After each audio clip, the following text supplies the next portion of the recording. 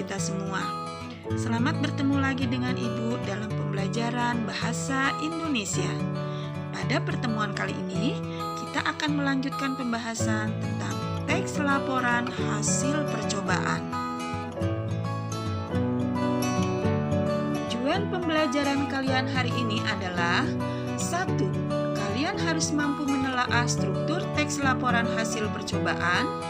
2. Mampu menelaah unsur kebahasaan teks laporan hasil percobaan. Apakah kalian masih ingat apa yang dimaksud dengan teks laporan hasil percobaan? Ya, teks laporan hasil percobaan adalah teks non-fiksi yang berisi paparan data secara terperinci, hasil praktik, pengamatan, atau penelitian. Apa saja struktur teks laporan hasil percobaan? Struktur teks laporan hasil percobaan terdiri atas 1.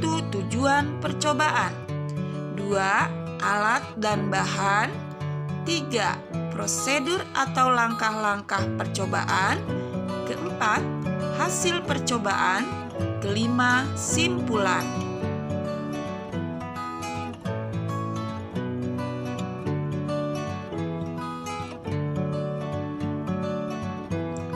Selain hal di atas, suatu teks laporan hasil percobaan sering pula disertai latar belakang pentingnya percobaan, teori, dan daftar pustaka yang diletakkan pada bagian akhir laporan. Nah, anak-anak, sekarang kalian cermati contoh telaah struktur teks laporan hasil percobaan yang berjudul Tinta Ajaib.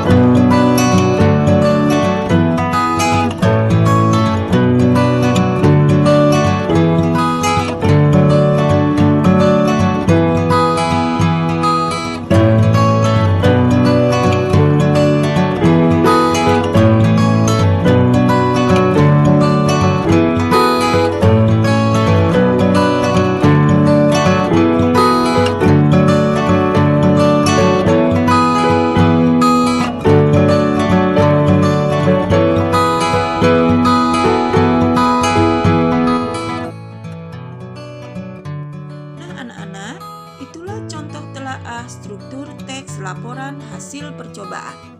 Berikutnya, kita akan membahas tentang unsur kebahasaan teks laporan hasil percobaan.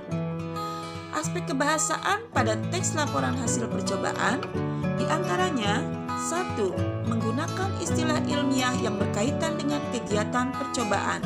Contoh pada kalimat jus lemon adalah senyawa organik yang bisa teroksidasi dan berubah warna menjadi coklat. Kata senyawa organik dan teroksidasi merupakan istilah ilmiah. 2. Menggunakan kata kerja tindakan yang menyatakan langkah-langkah. Contoh pada kalimat celupkan cotton bud ke dalam campuran, peras lemon. 3. Menggunakan kata-kata yang menyatakan pendefinisian ditandai dengan penggunaan kata merupakan, adalah, yaitu, atau yakni. Contoh, ini merupakan salah satu reaksi kimia.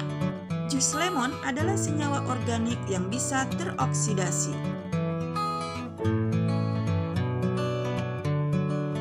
Keempat, penggunaan konjungsi penyebaban untuk menjelaskan suatu alasan yang ditandai dengan penggunaan konjungsi karena, sebab itu, atau oleh karena itu.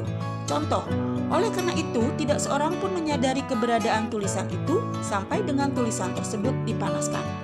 Kelima, penggunaan kata-kata bermakna perincian seperti kata selain itu, pertama, kedua, ketiga, dan sebagainya. Contoh, pertama, peras lemon ke dalam mangkuk dan tambahkan beberapa tetes air. Keenam, penggunaan gambar-gambar grafis seperti tabel, grafik, bagan, atau diagram. Nah, anak-anak, berdasarkan penjelasan tadi, apakah kalian sudah dapat memahami bagaimana menelaah struktur dan aspek kebahasaan teks laporan percobaan? Jika kalian sudah paham, silakan kalian kerjakan tugas yang telah disiapkan pada lembar tugas. Terima kasih atas perhatian kalian. Tetap semangat belajar dan tetap jaga kesehatan.